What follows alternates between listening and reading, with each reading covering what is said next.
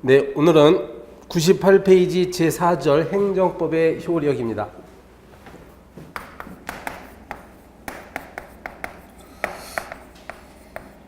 행정법의 효력은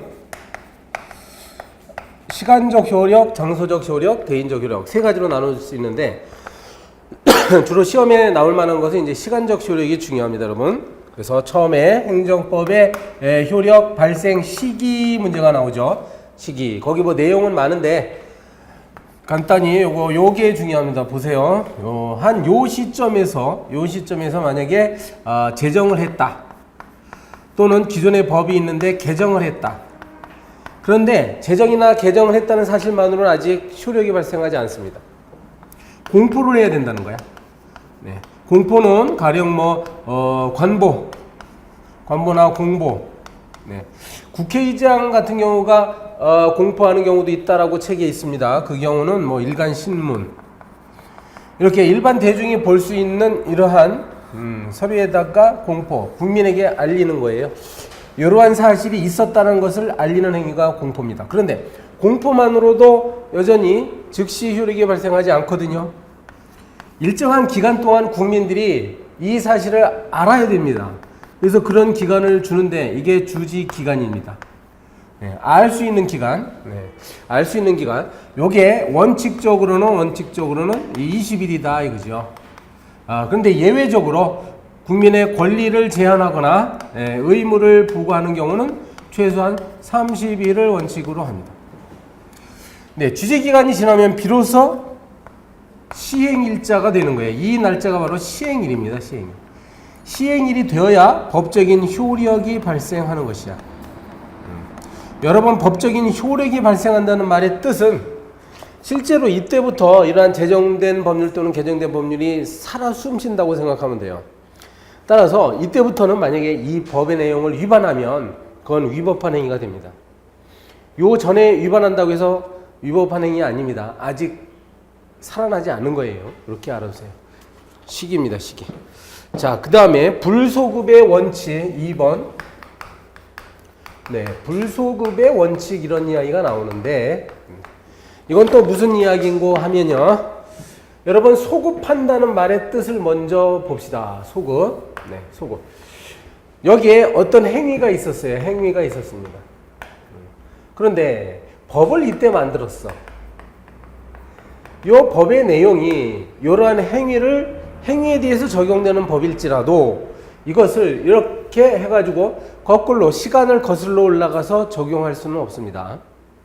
아까 봤듯이요. 보세요. 법이라는 것은 제정을 해서 일정한 기간이 지난 다음에 시행일자가 되어야 비로소 효력이 발생하는 거죠. 따라서 원칙적으로 법이라는 것은 법이 만들어지고 난 이후에 벌어지는 일에 대해서만 적용된다 이거죠. 네. 이게 일단 불소급의 원칙입니다. 법률이라는 것은 어떤 행위가 있을 당시에 존재했던 법이 기준이 되는 것이지 장차 미래에 새로 만들어진 법을 타임머신을 타고 꼭 거꾸로 올라가서 소급 적용할 수는 없는 겁니다. 그게 원칙이에요. 따라서 자, 여기에는 이와 같은 경우를 이른바 진정소급이라고 이렇게 부릅니다. 법학에서 진정이란 말은 본래적 의미의 그 뜻이에요. 진짜 의미의 소급이다. 그리고 실제로는 소급하는 것이 아닌데, 즉 부진정한데 일종의 소급인 것처럼 보이는 경우가 또 부진정 소급입니다. 부자를 이렇게 집어넣어서. 요걸 다시 그리면 이 그림이에요. 그렇죠? 네, 이 그림입니다. 진정 소급이라는 건 바로 이런 것이야.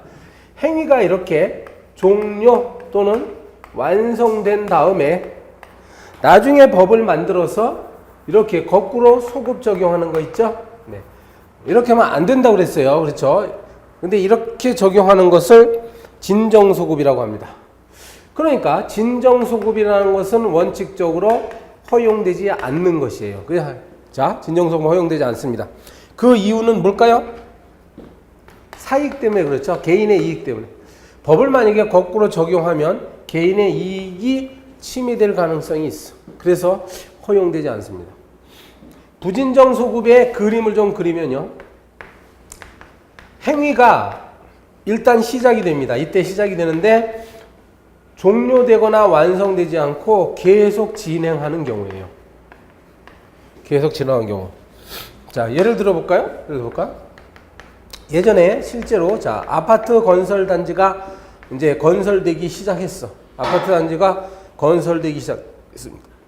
아파트라는 거는 이제 뭐 1, 2년 내에 되는 게 아니죠. 몇 년 걸린단 말이야. 계속 지금 진행 중에 있습니다.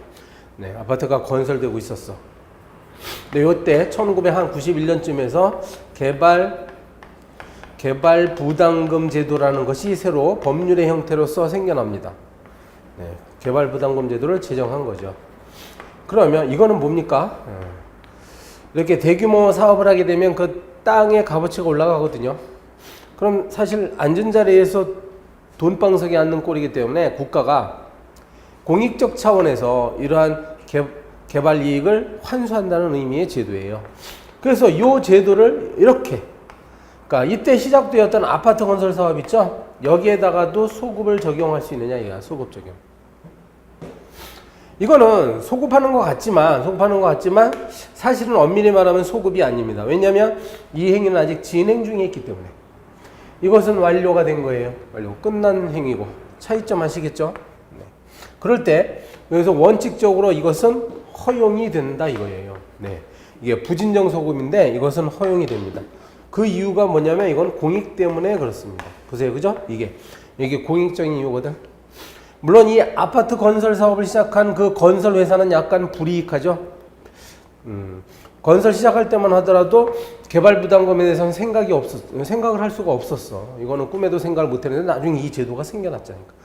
그러니까 이제 불이익한데 이건 공익이 더 큽니다. 예외적으로 반대로 생각하면 돼요.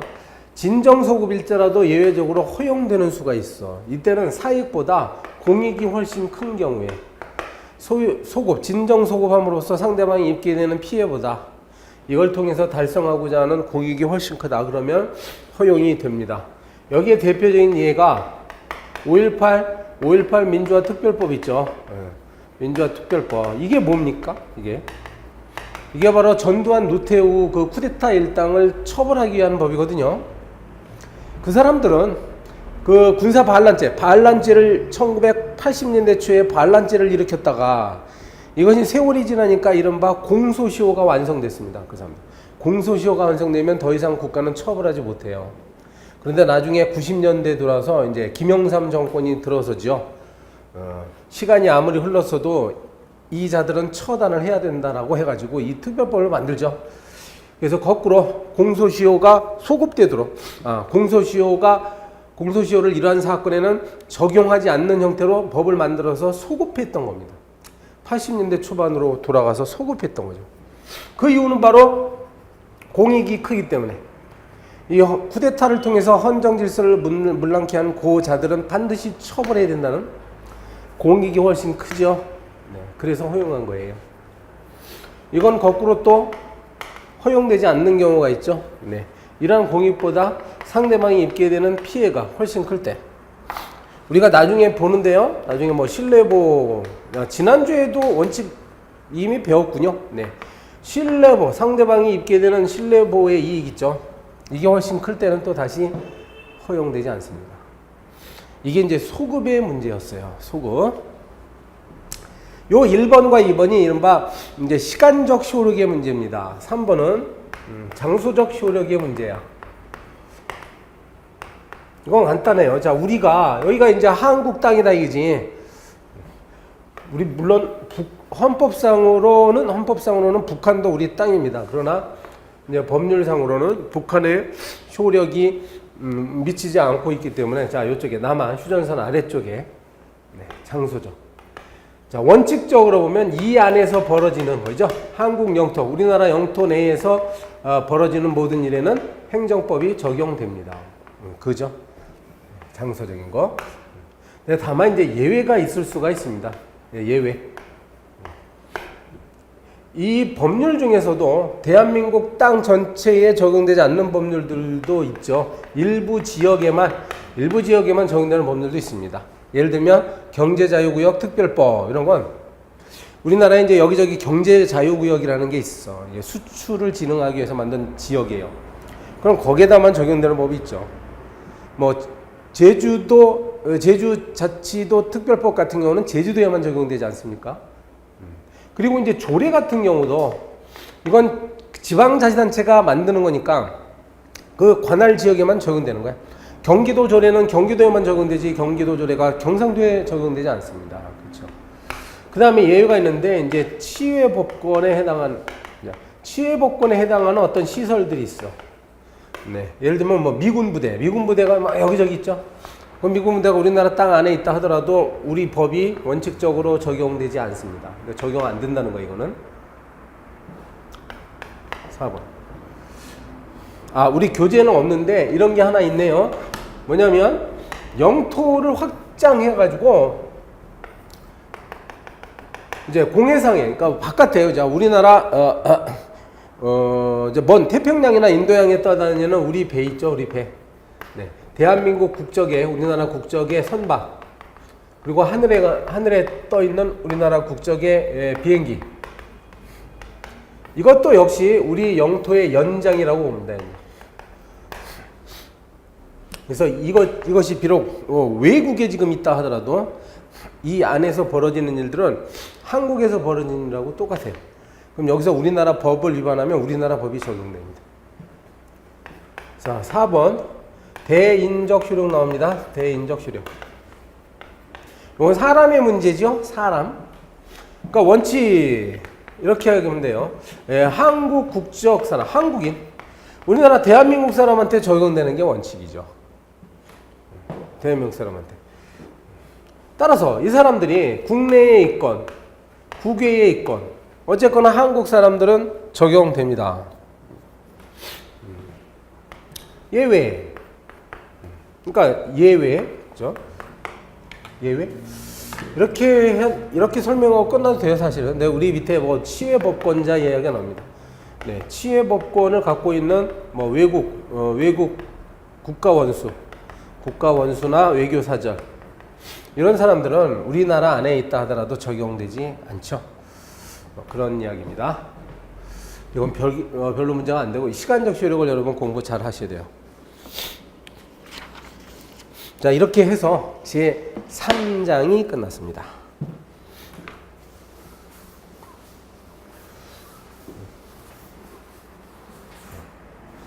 자, 그 다음에 제 4장 행정상 법률 관계 이야기가 나와요.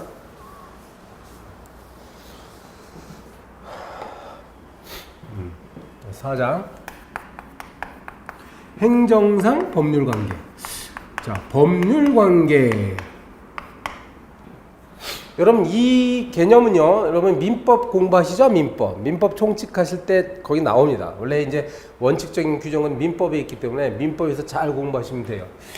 네, 법률 관계 앞으로 이야기가 나오면 이건 어떤 권리와 의무 관계를 이야기한다. 이렇게 하면 됩니다. 권리와 의무 관계가 있다. 예를 들어서 뭐 A와 B가 만나서 무슨 뭐 계약을 체결해? 그럼 양 당사자는 권리 주체일 수도 있고 의무의 주체일 수도 있습니다. 요 권리에 대응해서 이 사람은 다시 의무를 갖게 되고 요 의무에 대응해서 권리를 갖게 되죠. 네, 이렇게 서로 교차되는 이러한 관계가 있습니다. 이게 이제 법적인 관계예요, 법률 관계. 그러면 민사 관계뿐만 아니라 행정법 관계에서도 당연히 이런 권리와 의무 관계가 생겨난단 말이에요. 아주 쉬운 예로 이제 개인이 여기 국가가 있고 갑이라는 어떤 국민이 있다고 하면 국민은 국가에 대해서 세금을 내야 됩니다. 그렇죠? 세금 납부 의무가 있게 되는 것이야. 의무. 그러면 국가는 이른바 국민에 대해서 뭘 갖고 있죠? 징세권을 갖고 있죠. 네, 이렇게 권리와 의무가 서로 교차되고 있죠. 이런 게 바로 법률 관계라는 것이에요. 야, 그 정도 아시고 그 밑에 보면 행정청의 개념이 나오죠. 행정주체. 네, 행정주체. 이렇게 권리의 주체 또는 의무의 주체가 될 수 있는 걸 행정주체라고 합니다. 국가 쪽에, 국가나 지방자치단체 쪽에 자기의 명의로서 책임과 의무의 주체가 되는 것을 행정주체라고 부른다고. 여러분 민법에서는 권리주체라는 말로 불려집니다. 네, 행정법에서는 행정주체예요. 자, 행정주체의 종류하실 필요가 있어요. 거기 종료가 서게 되죠. 대표적인 게 이제 당연히 국가입니다. 국가가 있고 대한민국이죠. 그리고 이제 공공단체가 있는데요. 공적인 단체죠. 공공단체는 다시 여기에 지방자치단체, 지자체가 있습니다. 지방자치단체, 그리고 공법상 조합, 공공조합이라고 해요. 요건 다른 말로요. 공법상 사단법인이라고 합니다. 사단법인. 사단법인과 재단법인의 차이점. 사단법인은 사람이 모여 있는 곳이죠. 사람이 모여 있는 곳. 그리고 영조물법인. 영조물법인. 영조물이라는 것은 물적, 인적 종합시설체를 말합니다. 네. 그리고 공법상 재단 이렇게 돼 있어요. 네 가지가 바로 공공단체에 속합니다. 여러분 각종 공사공단 같은 경우는 이제 공공조합인 경우가 많죠. 공사공단 중에 공공조합인 경우가 많습니다. 영조물 법인, 서울대학교 또는 서울대병원 이런 법인이 또 있을 수 있어요.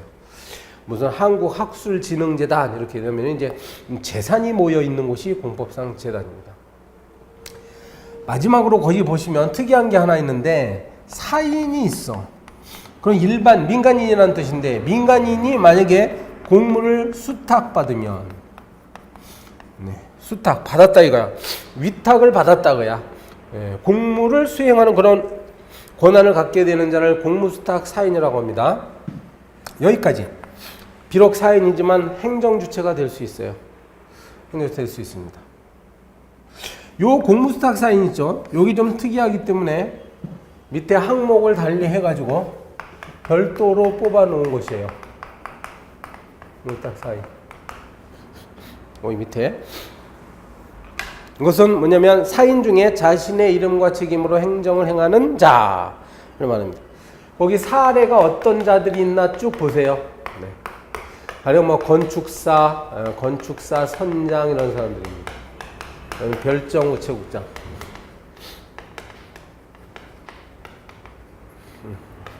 자, 대규모 건축물이 지어질 때, 여기 건축사, 대규모 건축물이 지어질 때, 감리 같은 걸 하는데요. 이 건축물이 설계 도서대로 제대로 지어졌는지를 누군가가, 전문가가 조사를 해야 되거든. 그래야 준공검사가 나옵니다.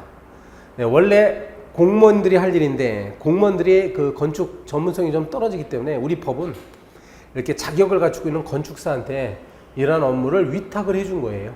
그럼 건축사가 원래는 민간인이지만 이러한 일을 수행할 당시에는 행정주체로서 행위를 하는 거예요. 마치 국가가 하는 것처럼 법적으로 간주가 됩니다. 선장. 예를 들면, 자, 이 바다 위에 있는 배에서 혹시 사람이 태어났다 또는 사람이 사망했다. 이럴 때는 이 사람이 선장이 이제 항해 일지에다 기록을 해요. 그걸 기록했다가 항구에 도착하면 이걸 호적관서에다가 이제 보냅니다. 지금은 호적이라고 안 하죠. 가족관계 등록 관서에다가 보내면 이게 법적으로 처리가 됩니다. 이런 업무를 담당할 때 이 사람은 마치 공무원이 일을 하는 것과 똑같죠. 별정 우체국장. 동네에 보면 조그만 우체국 있죠. 우편물 취급소라고 조그만 우체국들이 있는데 여기에는 이제 민간인들이 근무를 합니다. 우체국을 만들기가 어려운 그 상간 오지 같은데 이런 데다가 원래 하려고 만든 취지예요. 네, 국민의 서비스를 위해서 사각지대가 없도록 촘촘하게 우체국을 만들어 놨습니다.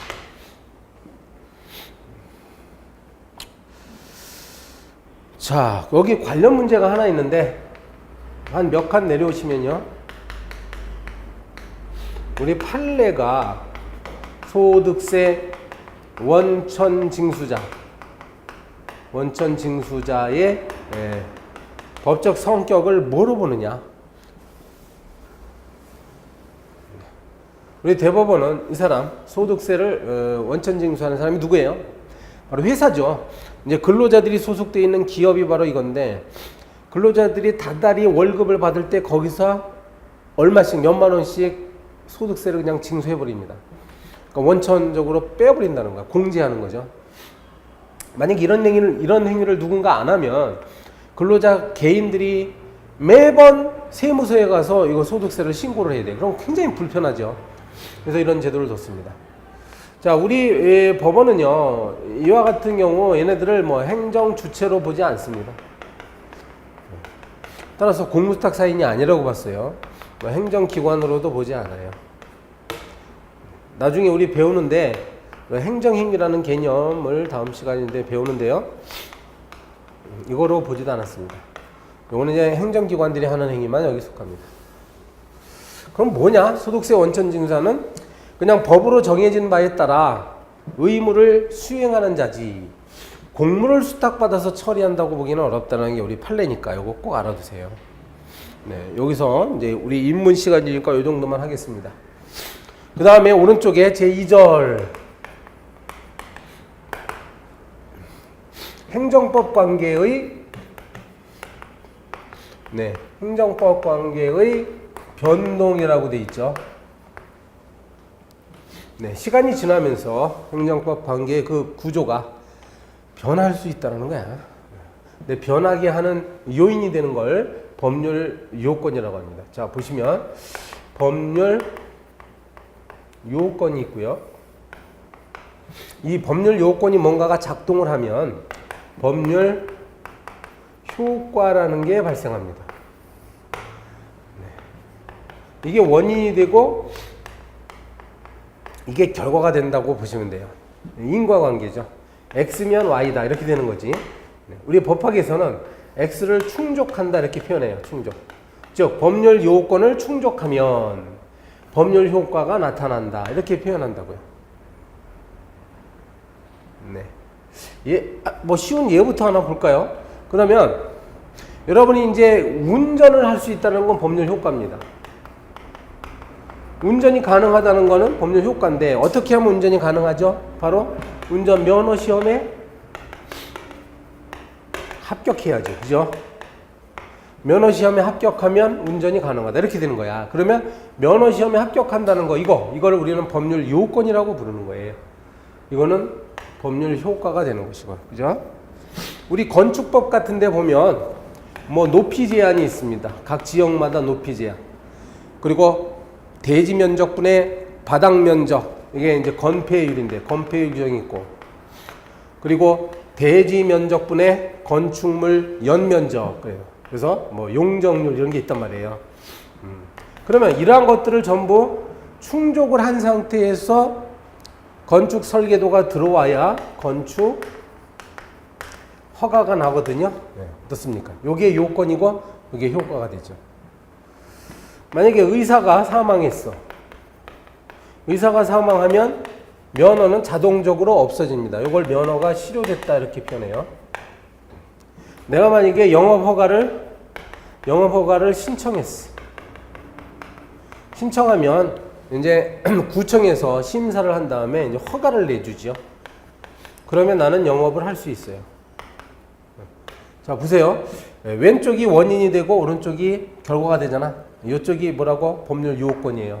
이제 법률 효과입니다. 됐죠? 그 다음에 법률 사실이라는 개념이 나오는데 법률 요건을 이루는 하나하나의 사실을 법률 사실이라고 해요. 여기 보세요. 요 하나하나의 사실들 있지? 그러니까 시험에 합격했다는 사실, 그 다음에 높이 규정을 충족했다는 사실, 건폐율 규정을 맞췄다는 사실, 사망했다는 사실, 신청했다는 사실, 허가가 났다는 사실. 아시죠? 요 하나하나를 뭐라고? 법률 사실이라고 부르는 거예요. 네. 법률 사실. 법률 사실이 모여서 법률 요건이 된다는 걸 알 수가 있습니다. 그런데 가만히 보시면 사안에 따라서 어떤 차이점이 있나요? 요거는 1개, 요거는 건축원학이 뭐 3개, 예? 면허시도 1개, 이건 2개네요. 자, 보세요. 어떤 법률 요건들은요, 이렇게 요건들 이루는 법률사안의 개수가 다 다릅니다. 어떤 경우는 1개의 법률 사실만으로도 요건을 이루고, 어떤 경우는 더 많은, 뭐 3개 이상의 그런 사실들이 모여야 법률 요건을 이룬단 말이야. 자, 일단 법률 사실과 법률 요건의 개념 아셨죠? 그런데 여기서 이러한 법률 사실 있죠.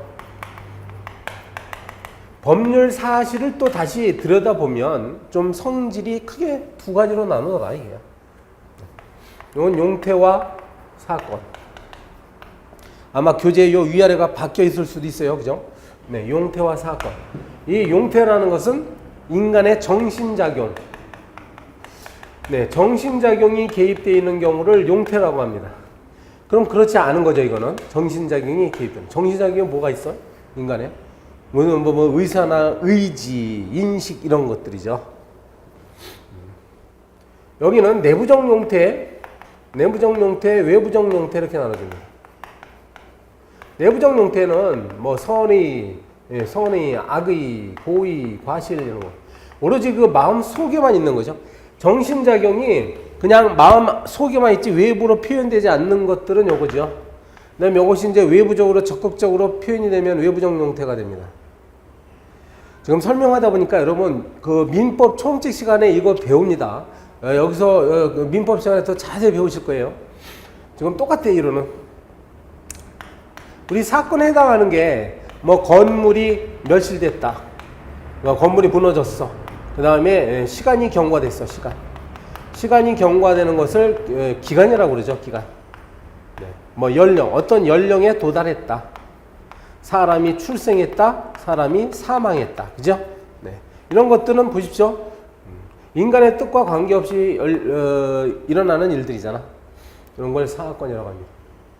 네, 행정법 시험에서도 다음 중 사건을 한번 찾아봐라. 이렇게 물어볼 수가 있어요. 여기까지 아셔야 됩니다. 그리고 101페이지 밑에 2번은 행정법 관계의 성립과 소멸. 요걸 굳이 객관식 문제로 내는 경우는 못 봤어요. 근데 아마 알아두시라고. 이 행정법 관계가 행정상 권리 의무 관계거든요. 어떠한 경우에 권리 의무 관계가 발생하느냐, 성립. 그 다음에 또 어떤 경우에 소멸하느냐, 그걸 설명하고 있으니까 보시면 됩니다. 근데 이걸 지금 여기서 설명할 게 아니라 뒤쪽에서 계속 나오니까 그때 가서 설명하고요. 이게 무슨 내용인가만 알면 돼요. 다음 페이지로는 그냥 넘어갑니다. 3번에서 기간.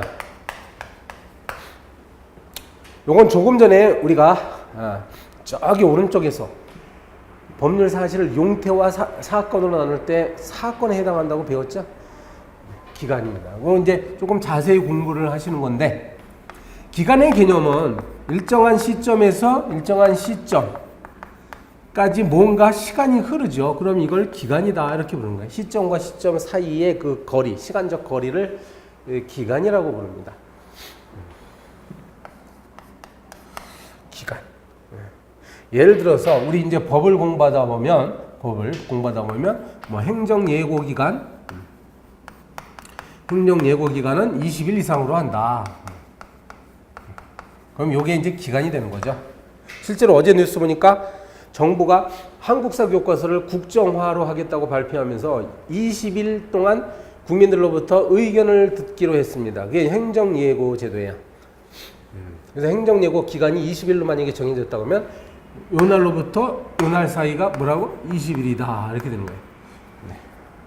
그래서 이 시점도요, 시작점이 있고 종료되는 시점이 있죠. 네.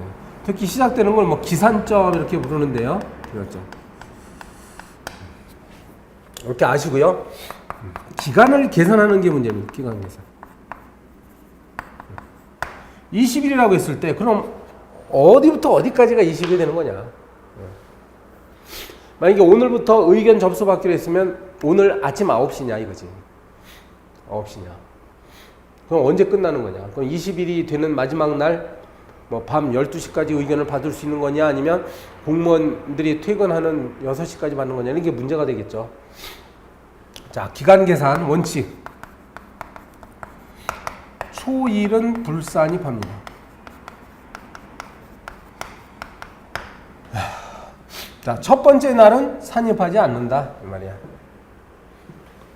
예를 들어서요, 만약에 2015년 10월 10일이다. 오후 PM 3시에 뭔가 발표를 합니다. 발표를 하기를 앞으로 5일 동안에 5일 이내에 제출을 해야 한다 이렇게 되는 거예요. 그럼 언제까지 제출하냐, 이게 문제가 되는 거예요. 초일은 이 5일 안에 들어가지 않습니다. 그러니까 10월 10일 오후 3시부터 밤 12시까지 몇 시간 남았어요? 9시간 남았죠? 9시간은 이 5일에 카운트를 안 한다고요. 그럼 실제로 5일이 시작되는 거는 10월 11일 오전 0시가 되는 거죠. 그지? 예. 다른 말로 하면 10월 10일 24시. 그죠? 이때로부터 5일이다 이거야. 언제입니까? 그럼 요 5일이 바로 11일이니까 12, 13, 14, 15, 16. 그래서 10월 16일 오전 0시가 되는 거야. 16일. 다른 말로 하면 10월 15일 24시 아시죠? 네. 그때까지 제출하면 된다 이 말입니다. 초일을 산입하지 않았기 때문에 이런 결과가 나와. 만약에 초일을 산입하면 어떻게 될까요? 네. 초일을 산입하면 바로 이때부터 그대로 카운트해이죠. 네, 3시부터. 여기 그대로 5일을 더하면 10월 15일 오후 3시 이렇게 되는 거야. 근데 우리는 초일을 불산입합니다. 예외. 초일을 산입하는 경우가 있을 수 있다는 거죠.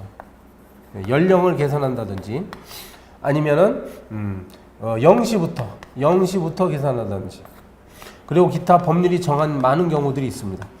법률이 정한 경우에는요, 민원 제출 기간, 그리고 뭐 구속 집행, 교도소에다가 여러분 이제 범죄를 저지르면 징역 5년에 처한다 이렇게 형량을 받죠. 징역 5년. 징역 5년에 처한 사람이 지금 오늘 오후 3시에 교도소에 들어갔어. 그러면 오늘도 그 하루에 계산이 되는 거예요. 비록 하루 동안 있지 않았지만 하루를 교도소에 있는 것처럼 간주해 줍니다. 이런 것들이에요. 예.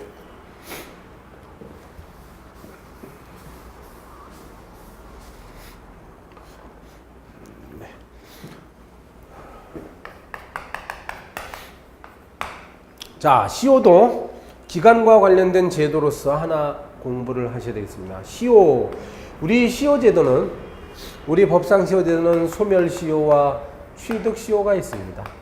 이것도 여러분 민법 시간에 자세히 배울 거예요. 시효, 그러면 시효라는 원래 개념은 그러니까 진실이 아닌 것이, 진실이 아닌 어떤 진실이 아닌 사실 상태가 계속되면 이게 마치 진실인 것처럼 인정을 해주는 거예요. 즉 권리자가 아닌 자가 어떤 권리자인 것처럼 행세를 하면 권리를 부여해 준다거나 이게 그죠? 그러니까 예를 들면 두 가지가 있다고. 권리자 아닌 자가 마치 권리자인 것처럼 계속 행사하면 권리를 부여해 줍니다. 이게 취득시효야. 그 다음에 권리자가 권리를 일정 기간 동안 행사하지 아니하면요 권리를 없애버립니다. 네, 소멸시효입니다.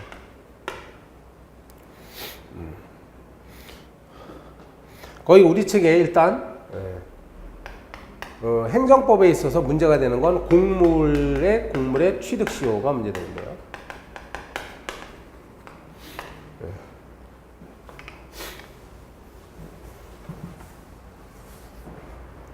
우리 민법에서 취득시효가 되는 건 부동산과 동산이 다 있습니다. 예를 들면 민법에서요. 이건 참고로 민법에서는 일정한 지역 A라는 사람이 소유를 하고 있는 땅을 누군가가 B가 와가지고 이 땅을 20년 동안 소유의 의사로 평온하고 공연하게 이것을 점유해서 사용을 하게 되면 나중에 등기를 하게 되면요 어떻게 돼요? 소유권을 취득합니다. 그러니까 소유자가 된다는 거야. 그러니까 원래 이 사람은 권리자가 아닌데 권리를 인정해 주는 게 바로 취득시효 제도예요. 취득시효. 그러면 이 곡물에 있어서도 과연 취득시효의 대상이 되느냐 이 문제인데요. 일단 이렇게 보셔야 돼. 국유나 공유재산은 크게 나누면 행정재산과 일반 재산으로 나눠집니다. 대표적인 게 여기에 뭐 정부 청사 같은 거죠. 정부 청사. 그다음에 국가가 소유하고 있는 도로 이런 것들. 교도소 이런 것들. 이런 게 행정재산인데 이거는 취득시효가 어때요? 안 됩니다. 이런 거는 시간이 아무리 흐르더라도 개인이 이걸 뭐 소유의 의사로 점유해서 사용한다 하더라도 그 사람의 소유권을 인정해 줄 수는 없어요. 따라서 이것이 용도가 폐지가 되면, 행정재산으로서 용도가 폐지가 되면 그때는 가능해집니다. 이건 처음부터 이른바 이제 잡종재산이라고 하는 건데, 옛날에는 잡종재산이라고 불렀어요. 일반 재산. 예를 들면 뭐 국유림 같은 경우, 국가가 저 어디 강원도에 있는 산에 땅을 갖고 있어. 국유림인데 이건 잡종재산이에요. 이거는 가능해요. 시효 취득이 가능합니다. 아시겠습니까? 네, 요 차이점이에요. 요거는 이제 용도 폐지가 돼야만 되고, 이건 원래부터 가능합니다. 2번. 소멸시효 이야기가 나오죠. 소멸시효라는 것은, 자, 권리 행사가 가능함에도 불구하고 일정한 기간 동안 이거를 행사를 안 하면, 권리 행사를 안 하면 이른바 시효라는 것이 완성이 됩니다. 완성이 돼서 더 이상 이 권리를 행사할 수가 없어. 이겁니다. 그러니까 이 기간을 소멸시효 기간이라고 하고요. 네. 소멸시효 기간이 이렇게 흐르면 이른바 소멸시효가 완성이 돼서 권리자는 더 이상 행사할 수가, 권리를 행사할 수가 없습니다. 불가합니다. 즉 이 말은 권리자의 권리가 소멸한다는 뜻이야. 없어집니다. 예, 우리 민법에는 이 소멸시효 기간이, 우리 민법 뭐 10년짜리 있고 5년짜리 있고 3년짜리 있고 1년짜리 있고 그래요. 이거는 이제 그 권리의 종류에 따라서 다 달라집니다. 근데 우리가 이 시간에, 여러분 그거 이제 민법에서 배우는 거고, 우리 행정법 시간에는 이제 복잡하지 않아요. 행정법에서는 뭐냐면 공법상 금전 채권만이 문제가 되는데, 그러니까 돈을 받아야 될 것을 안 받았다, 받아야 될 어떤 권리자가 5년이 지나도록 아무런 조치를 취하지 않으면 소멸시효가 됩니다. 5년입니다. 5년. 그런데 여러분, 이 소멸시효에는 시효중단이라는 제도가 있죠. 시효중단. 네, 중간에 시효가 완성되기 전에 권리자가 일정한 행위를 하면 소멸시효 기간은 정지가 되는 그런 제도, 중단이 되는 제도가 있어요. 우리 민법에서는 무엇이 있습니까? 민법에서는 재판상 청구, 그러니까 소송을 제기한다는 거죠. 네, 압류, 가압류, 가처분. 권리자가 법원에다가 임시적인 조치를 취하면은 권리를 행사한 것으로 인정해 줍니다. 그리고 채무자의 채무 승인. 채무자가. 자, 여기 이제 시효 중단 사유예요. 자, 우리가 이제 여기서 아실 것은 공법에도, 그러니까 행정법 관계에도, 공법 관계에도 자, 이런 것이 그대로 적용됩니다. 그대로 적용됩니다. 자, 여기까지가 시효제도였어요. 그리고 그 다음에 공법상 사무관리와 부당이득이 나오는데요. 이 사무관리라는 개념은 우리 채권법 파트에 나옵니다. 여러분 이제 민법 총칙에는 안 나와요. 3번입니까? 사무관리. 자, 사무관리의 개념은 원래 민법에서 사무관리는 법적인 의무가 없는 상태에서 타인의 사무를 대신 관리해 주는 경우. 네, 요게 이제 사무관리의 요건이에요, 요건. 법적인 의무가 있으면 이건 아무 문제가 안 돼. 그냥 법대로 하면 되는 거죠.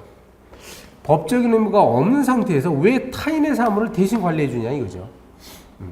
그래서 이러한 경우에 어떤 효과가 나타나는지에 대해서는 민법제 몇 조에 700여 조에 있는데요. 700 몇 조에 보면 한 10개 정도 조문에 걸쳐가지고 쭉 있습니다.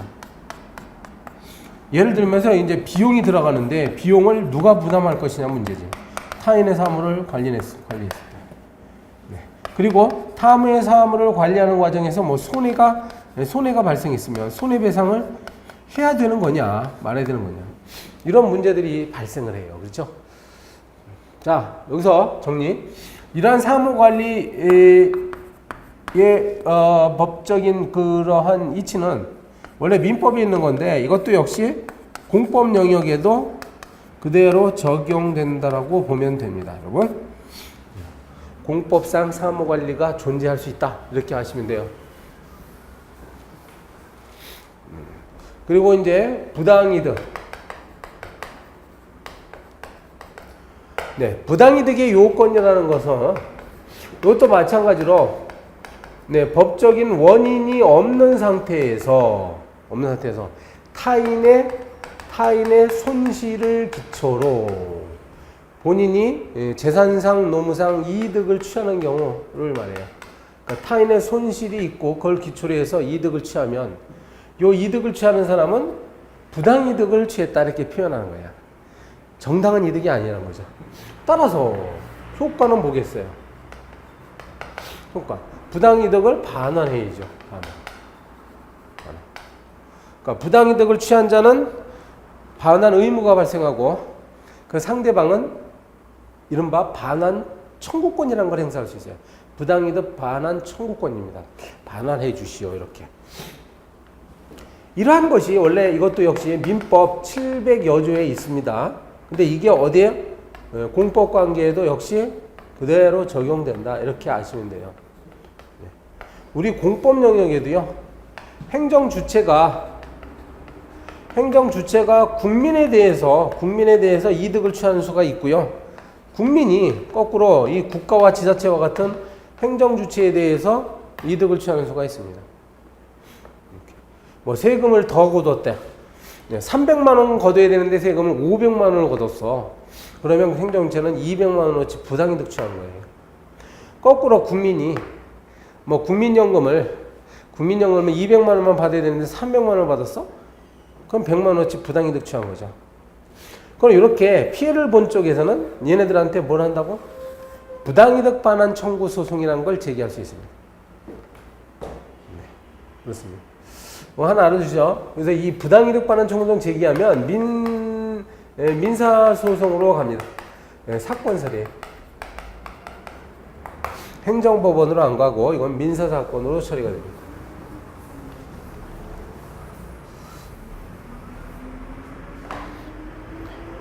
(3절로) 넘어갑니다. 3절 사인의 공법행위 이렇게 하죠. 사인의 공법행위. 자, 개념을 먼저 보겠습니다. 1번이죠. 1번에 이제 뭐 의 나오는데 사인의 공법행위는 자 여기 보세요. 사인 개인이 있는 거죠. 사인이 국가에 대해서 뭐 정확히 말하면 이제 행정 주체에 대해서 이렇게 어떤 행위를 합니다. 그런데 그것이 공법적 효과를 목적으로 해서 어떤 행위를 하면, 그러니까 사법적 효과가 아니라 행정법적 효과를 목적으로 해서 하면 이런 걸 사인의 공법행위라고 부르는 거예요. 그럼 우리가 응용을 하면 국가도 공법행위를 할 수 있죠. 근데 그거는 잘 뭐 사용하는 말이 아닙니다. 국가도 공법행위래요. 뭐 과세권 같은 경우가 해당하죠. 형벌 부과권. 자, 사인의 공법행위. 종류가 여러 가지가 있다고 나옵니다. 보세요. 예를 들면 국민투표를 한다, 선거를 한다, 각종 신고를 한다, 사망 신고한다, 국적 이탈 신고한다 이런 게 국가에 대해서 하는 거잖아요. 그리고 그 효력이라는 것은 행정법상의 효력이 발생하지 민법상의 효력이 발생하는 게 아닙니다. 네, 그렇죠. 자, 두 번째, 사인의 공법 행위에 대해서 어떤 법규들이 적용되느냐의 문제입니다. 물론 원칙적으로는 사인의 공법 행위도 이른바 이것도 행정법 관계예요. 그렇죠. 공법 효과가 발생하는 거니까 이것도 역시 행정법 관계입니다. 따라서 원칙적으로는 보세요. 원칙적으로는 행정법규가 적용되죠. 행정법규. 행정법규가 적용됩니다. 근데 이제 예외적으로 과연 이것이 적용되는 거냐 안 되는 거냐에 어떤 의문이 있는 것들이 있어. 그걸 이제 지금부터 보는 거예요. 좀 특이한 것들이 있습니다. 과연 이러한 법 규정이 사인의 공법행위에도 적용될 것이냐 말 것이냐. 첫 번째로 의사 능력의 문제가 나오죠. 의사 능력. 요거는 어떤 자가요, 내가 하는 행위가 법적으로 어떤 의미가 있는지에 대해서 판단할 수 있는 능력입니다. 내가 하는 행위가 뭐 계약을 작성한다. 나는 그럼 계약 작성하면 나에게 일정한 법적인 의무가 발생하겠지. 이런 것들을 판단할 수 있는 능력이에요. 자, 만약에요, 의사 능력이 없죠. 이걸 무의사 능력자라고 하는데, 무의사 능력자가 한 행위는 무효입니다. 여러분 민법에서 배울 거예요. 민법에서 당연히 효력 자체가 발생하지 않아. 네. 의사능력자 없는 자 누구예요? 뭐 만취자, 술에 잔뜩 취한 사람.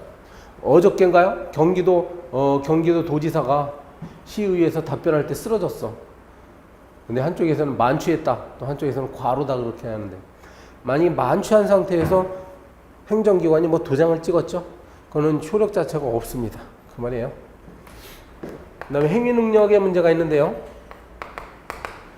이거는 법적 효력을 발생시킬 수 있는 법률 행위를 단독적으로 할 수 있는 능력을 말합니다.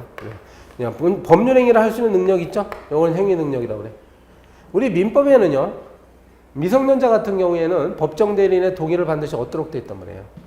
그러면 이 행위능력 규정도 원칙적으로는 이 사인의 공법에 적용됩니다. 그렇죠?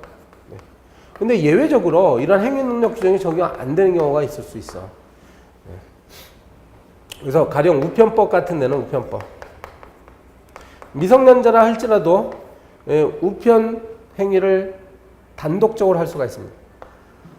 미성년자가 우체국에 가서 등기 우편 보내면 그 법적으로 효력이 발생해버려요.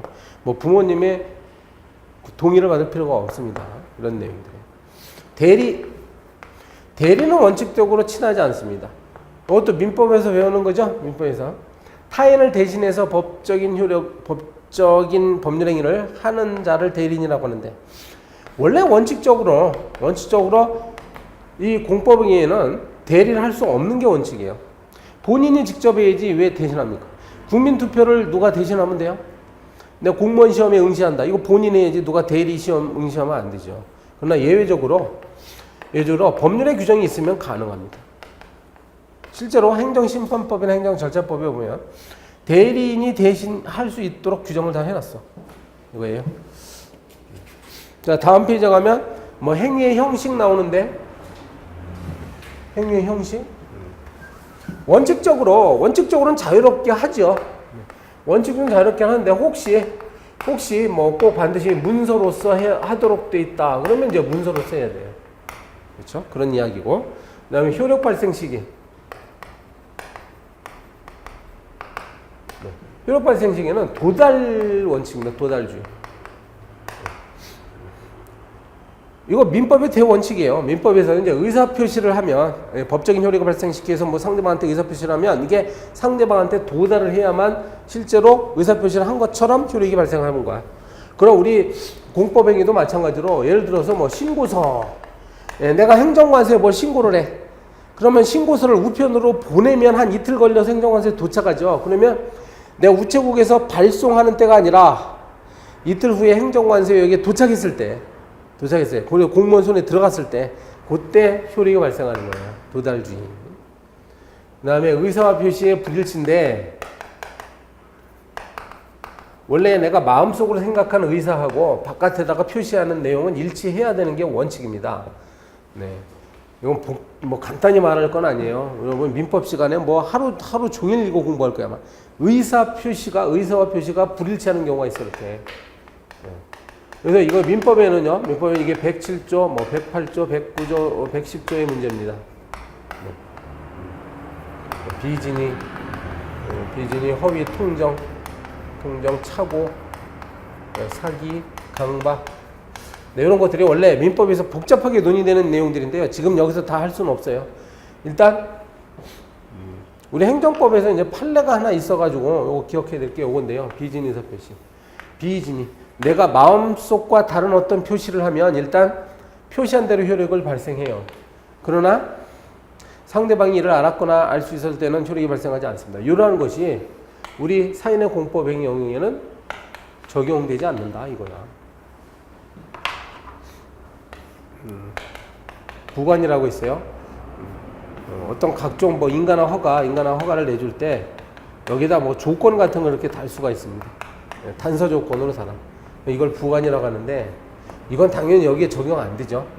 이 부관이라는 거는 행정기관 쪽에서 다는 게 부관이에요. 사인의 공법에는 개인이 국가에 대해서 하는 거잖아. 이때 뭐 조건을 달거나 그러면 안 됩니다. 됐죠? 이렇게. 여기까지 일단 보고요. 쉬었다가 2교시 계속하도록 하겠습니다.